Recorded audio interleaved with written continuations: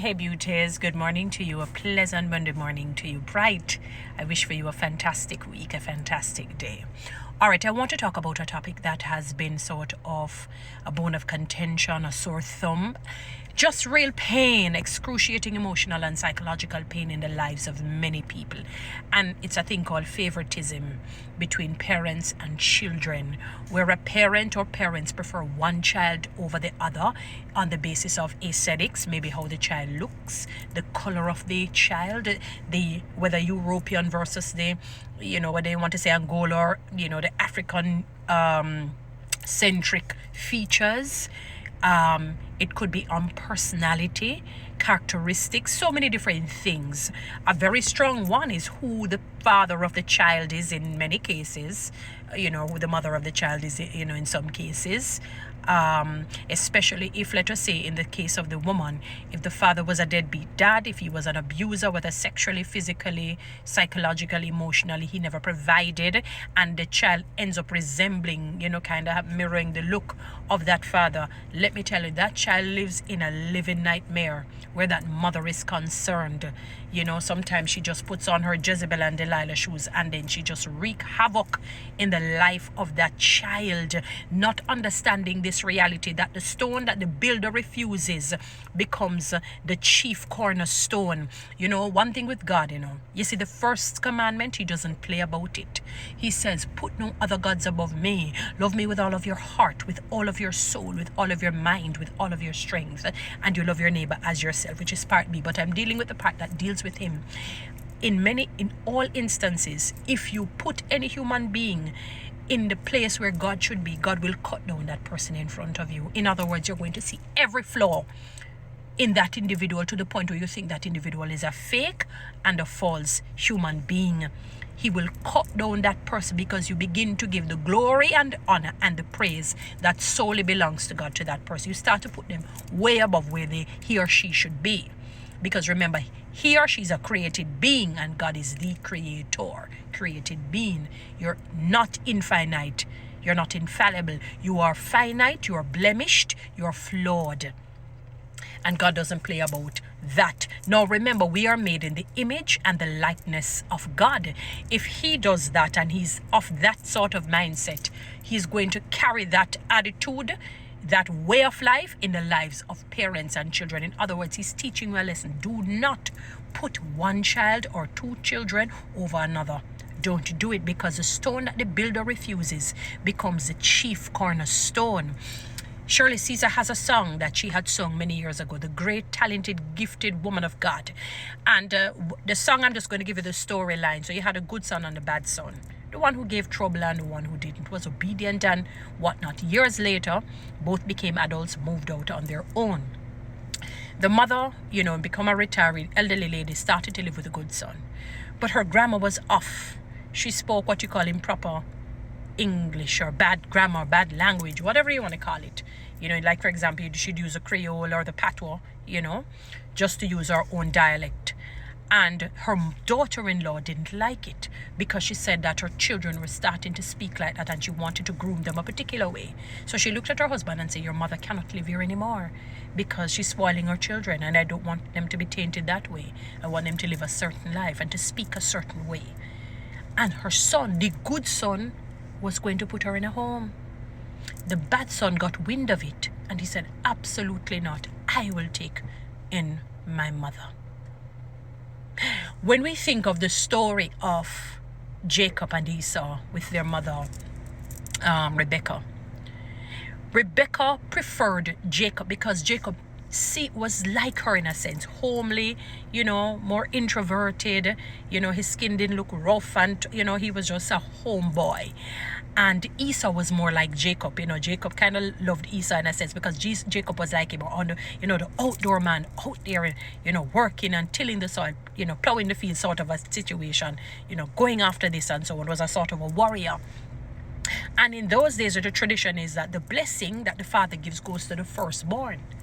And Rebecca understood that. And what Rebecca did,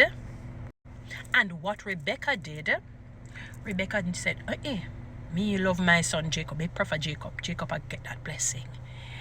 and they tricked, put on the rough skin on Jacob.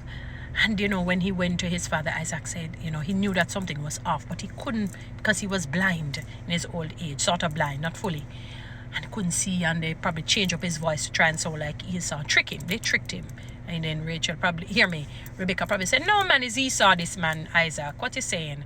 And then they convinced him till he blessed him. And when Esau realized what had happened, he bawled and begged his father to bless him. And the father said, oh my God, I don't really have any much. Esau gave it a little that I have, because I already gave everything. I just knew something was wrong, but oh my God, I can't take it back. And Jacob had to leave because he was so angry. Years later, Jacob went to work with his uncle Laban. And the same trickery that he and his mother tricked their father, her husband, followed him. Laban tricked him when he was to get married to Rachel, because he loved Rachel, loved her, fell over head over heels for her. When he woke up in the morning, it was Leah. Leah never pretty. Her eyes were weak, means that she don't look good. And he had to work with it, because he said those days the tradition say the firstborn has to get married first. So you have to wait another 7 years. So 14 years he waited for Rachel before he got her. The trickery never done. That's why you have to be careful what you do, because when the consequences come, it comes double, triple, flipple, flapple, many times over, and you can't bear it. And he tricked him where the whole sheep thing was concerned, like they took the best one and so forth. But God is in his infinite wisdom and mercy and understanding, said trick back Laban. Laban said when he realized that this lamb was doing better, the one with the spotted one, and then the one that was not, every time he switched it around, it still worked in the favor of Jacob. So he make him mend them come teeth out that what it never prospered for him, never blessed, and then eventually Jacob just parted ways with his uncle Laban. And then he was going to meet up with Esau. He thought Esau was going to come and kill him. He was so affrighted and fearful. And when Esau saw him, he greeted him with a good hug, a brotherly hug and a brotherly kiss. And he, apologized, and both apologized, cried, forgave each other. And Jacob wanted to give him some sort of wealth, let us say. And Esau said, no, I don't keep it, brother. Keep it for you and your family. God has blessed me with so much.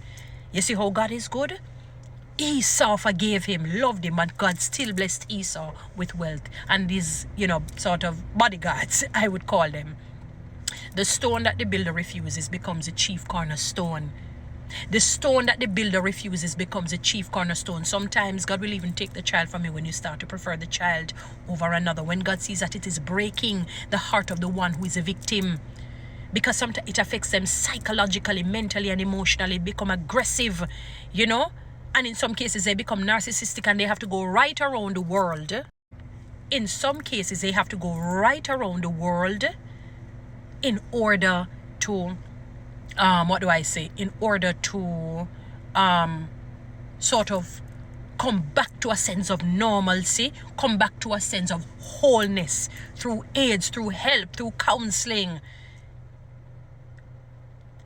Because of the pain that you put them through. Sometimes you wonder why the child is resentful. You prefer the other over, especially if the child resembles the father. Lord of his mercy, you treat the child like trash. Many of you parents, you're not looking in what you're doing. You treat the child very badly. And you know what happens? Your bad treatment is like sand going under their feet, where it's lifting them eventually and elevating them for those who decide that I'm not going to allow this to break me. And that child that you end up treating badly becomes the one that saves you in time of difficulty. You know how many people can give the story after story where that is concerned? Parents, stop doing it. Stop doing it. What you call a bad child may not be bad. It may be qualities that God need for their next season, where they become fantastic leaders, fantastic business owners, movers and shakers of this land, of the world. No nonsense people. People can't walk over them. People can't get others to hate them. Stop the divide and conquer. Because some of you do that, get one child to hate another. You understand that just in case anything happened, that child sticks by his side. But you know what happened? God will make that child, the one that you prefer, disappoint you. Will them take them literally, or they just start to just turn away from you because they start to realize many of you have wreaked a lot of havoc in the child's or children's lives. And that child end up one day you have to depend on that child. That is a child that you have to depend on. Be careful of what you do. All right, guys, you know what to do. Read TikTok and YouTube. Have a fantastic Monday morning.